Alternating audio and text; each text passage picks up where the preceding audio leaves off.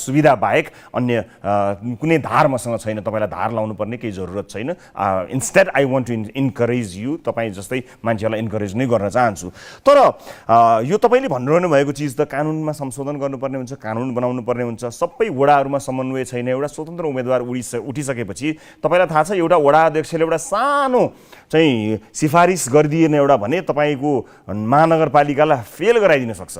चाहे डम्पिङ साइटका कुराहरू हुन्, चाहे अन्य विभिन्न सरसफाइका कुराहरू हुन्, चाहे बिजुलीका पोलका कुराहरू हुन्, त्यसमा कयौँ चिज त कयौँ मन्त्रालयहरूसँग समन्वय गर्नुपर्ने हुन्छ। यदि केन्द्रमा तपाईँको सरकार भयो भने तपाईँले वन मन्त्रालय लगायतका, सडक विभाग लगायतका कयौँ चिजको समन्वय हुन्छ नि। यो त एउटा कागजमा चित्र बनाए जस्तो होइन, सुन्दा त राम्रो सुनिन्छ।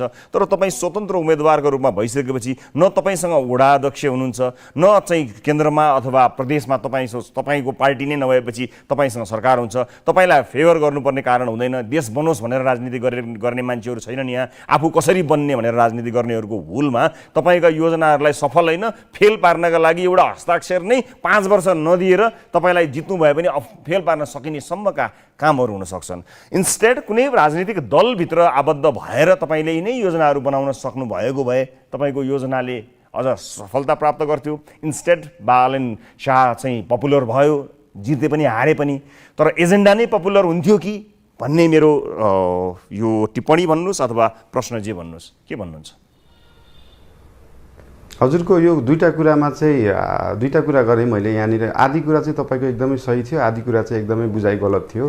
आदि कुराको कुरा गर्दाखेरि जस्तै जुन केन्द्र सरकार र प्रदेश सरकारमा आफ्नो पार्टी हुनुपर्ने भन्नुभयो, त्यो कुरा चाहिँ म मान्न सक्दिनँ र त्यो प्र्याक्टिकली पनि छैन। किनभने स्थानीय सरकार हो यो, यहाँनिर अपोजिसन हुँदैन। त्यो सरकार आफैमा एउटा चाहिँ सक्षम हुन्छ। र जहाँ सही कुरा गर्नुभयो, वडा अध्यक्ष लेभलमा कार्यपालिकामा चाहिँ वडा अध्यक्षहरूसँग सहकार्य गर्नुपर्छ जुन अरू पार्टीका हुन्छन्। त्यसको लागि चाहिँ हामीले के सोचेका छौँ भन्दाखेरि अहिले जसरी तपाईँ र म अहिले लाइभ टेलिकास्ट कुरा गर्दैछौँ, त्यसरी नै कार्यपालिकाको बैठकहरूलाई चाहिँ लाइभ टेलिकास्ट गरेर भिजुअली हामीले देखाउन सक्यौँ भने त्यहाँ स्थानीयहरूले लगभग डेली बेसिसमा, हप्ता बेसिसमा आफ्नो वडा अध्यक्षहरूलाई भेटिरहेका हुन्छन्। यो संसद जस्तो होइन नि त। सांसद पो गाउँमा चुनाव जितिसकेपछि सहरमा बस्छन्।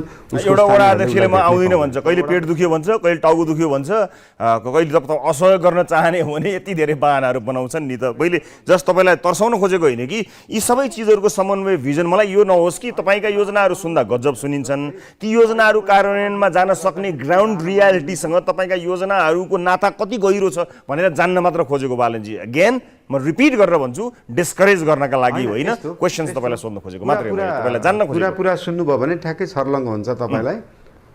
कुरा पुरा सुन्नुभयो भने छर्लङ्ग के हुन्छ भन्दाखेरि तपाईँको कार्यपालिकाको बैठकलाई हाम्रो संसदको जस्तै तपाईँको लाइभ टेलिकास्ट गर्न सकियो भने त्यहाँनिर आफ्नो स्थानीयसँग कुरा गर्दाखेरि एउटा भिजन एजेन्डामा काम भइरहेको कुराहरू अथवा मेयरले गर्न चाहेका कामहरू, उपमेयरले गर्न चाहेका कामहरूमा तपाईँहरूले किन सहकार्य गर्नु भएन अथवा तपाईँ त्यो मिटिङमा किन अनुपस्थित भइदिनु भयो भनेर चाहिँ त्यो स्थानीयले नै उहाँहरूलाई दबाब दिन सक्नुहुन्छ यदि त्यहाँको कार्यपालिकाको बैठकहरू लाइभ भयो भने होइन। यसको उदाहरण तपाईँलाई म दिउँ।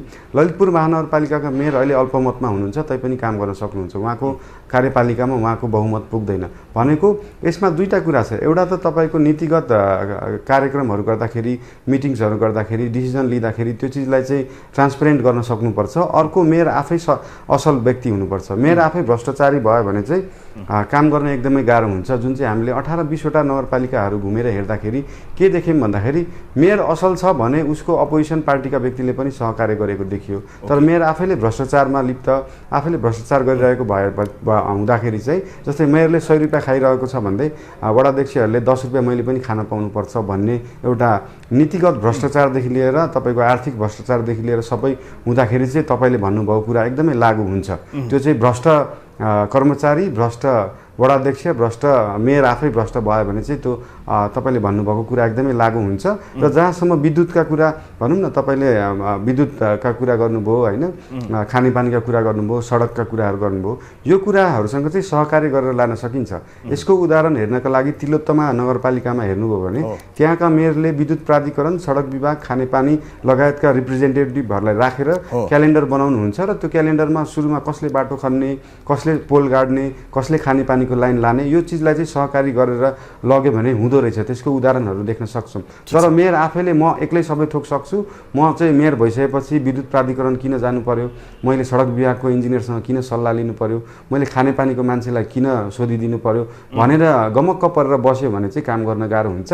तर सहकारीको रूपमा गयो भने काम गर्न त्यस्तो अब म अन्त्यमा तपाईँसँग जिस्टमा म आउन चाहन्छु। तपाईँले म 90,000 कति भोट ल्याएर जित्छु भन्नुभएको छ, भोटै काउन्ट गरेर भन्नुभएको छ, त्यो अलिक गफ जस्तो सुनिन्छ। तपाईँले म लगभग 90,000 समथिङ भन्नुभयो भने यति 90,000 यति 100 यति भनिरहँदाखेरि तपाईँलाई माथि मान्छेले यत्रो आशा गरेका छन्, अनि त्यो पुष्टि नै हुन नसक्ने ठ्याक्कै यति नै गनेरै जित्छु भन्दा त काहीँ पनि त्यो सुनिएन नि होइन। यसरी पपुलर भइरहेको मान्छेले यस्तो साथ दिइरहेको, ल के आश गरिरहेको, भरोसा गर्न खोजेको मान्छेले यस्तो पत्याउन गाह्रो हुने चिजहरूको सहारा किन लिनु पर्यो र तपाईँलाई? अथवा मान्छेहरू जाँदाखेरि नै सेलिब्रिटी जस्तो गरेर त्यस्तो नगरिदिए हुँदैन भन्ने मान्छेहरूको अपेक्षा छ है तपाईँलाई? मैले यो फेरि अगेन मैले रिपिट गरेर भनिरहेको छु, म तपाईँलाई बल मिलोस् भनेर भन्दैछु कुरा। त्यस्तो गुनासो कतै पनि छैन। जस्तै तपाईँको झोलामा 10वटा सुन्तला छ भने तपाईँले लगभग 10वटा सुन्तला भन्नुहुन्छ कि 10वटा नै भन्नुहुन्छ भन्ने कुरा हो। यो हाम्रो डेटा एनालाइसिस हो। अहिले भएका काठमाडौँ महानगरपालिकाका भोटरमध्ये 3,02,94 जन भोटरहरू छन्। ती भोटरहरूमध्ये चाहिँ तपाईँले कुराकानी गर्दा, डाटा एनालाइसिस गर्दा, घर घरमा पुग्दा